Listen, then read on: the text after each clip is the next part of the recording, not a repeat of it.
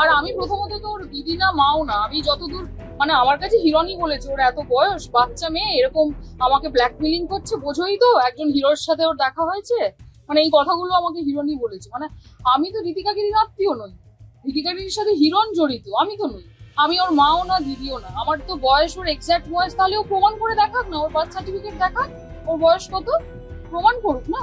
আমি তো সমস্ত প্রমাণ নিয়ে যে থানায় এসে করে গেলাম, ওকে করতে বলুন। ওর এত সাহস তো একটা এইটুকুনি মেয়ের, করতে বলুন তো। তো বিয়ে সম্বন্ধে বোঝেটা কি? আমি তো 25টা বছর কাটিয়ে এসেছি বিয়ের, আর ও ভাবছে যে একজনের সাথে ঘুরে ভিয়েতনাম বেড়াতে গিয়ে আর মাথায় সিঁদুর করেই ভালো করে বউ একটা বিবাহিত জীবন কাটানো যায়। আমার মেয়ে এইটুকুনি মেয়ে পাশে দাঁড়িয়ে কাঁদছে, আমি তো এরকম জীবন ওকে দিতে চাইনি। যেমন দুর্ভাগ্য আমাদের এই জীবন পেতে হয়েছে, আর 25 বছর পর আমাকে জানাতে হচ্ছে পুলিশে এসে কাছে যে আমাদের বিয়ে এখনো আছে। এর থেকে লজ্জার আর কি হতে পারে?